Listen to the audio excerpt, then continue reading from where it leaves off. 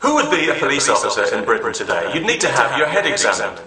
You probably know by now that for the last week or so, Britain has been terrorised by an underclass of welfare-dependent, drug-addled, criminal scum who've been allowed to run riot in the streets because the police haven't been allowed to do their job and protect the public. The media is full of speculation about why it happened and what is the root cause. Well, that's easy. The root cause is stupidity, a complete lack of imagination, a stunted, feral view of the world that amounts to self-inflicted moral and mental disablement, and it's a direct product of an entitlement culture that rewards idleness, encourages victimhood, and compensates criminals.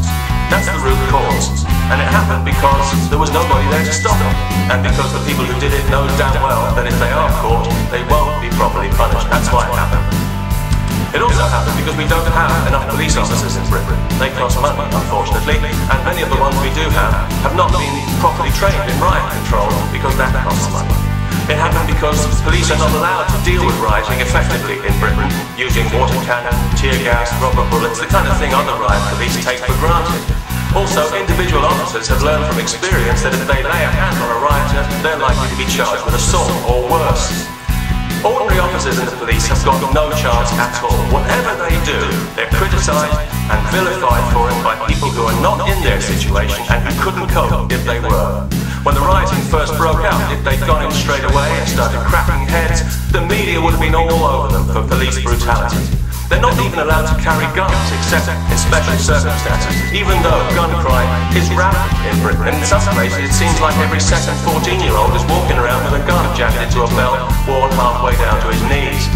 Indeed, the whole thing happened because the police shot dead a man who was pointing a gun straight at them, and this apparently inflamed local sensitivities, which is the worst crime you can commit as a policeman in modern Britain.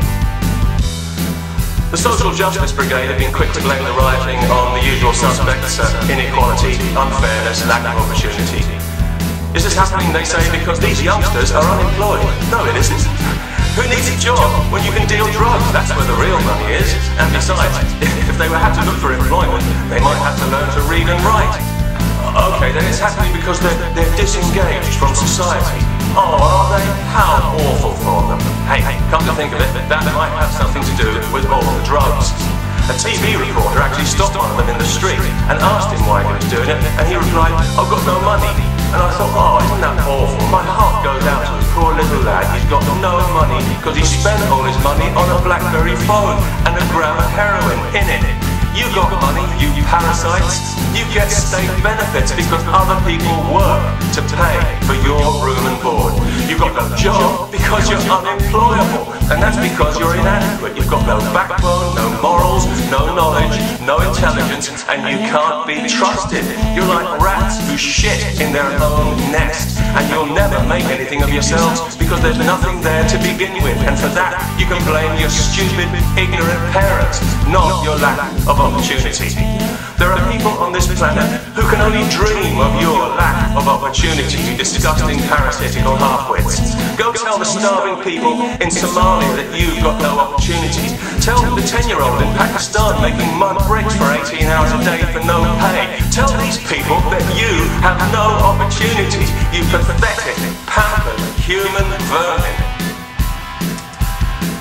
If we had any kind of justice system worth the name in this country, everyone connected with this riot, anyone convicted of taking part in this riot, would automatically lose entitlement to state benefit for life, and they would have their house demolished. Now that would be justice, and if it violated their human rights, hey, so much the better.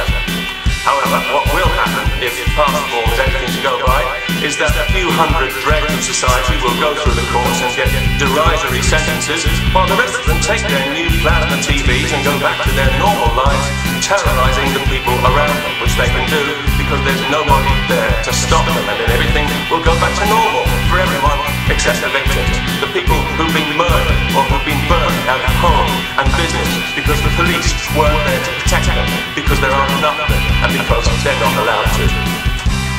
Peace. That would be the day.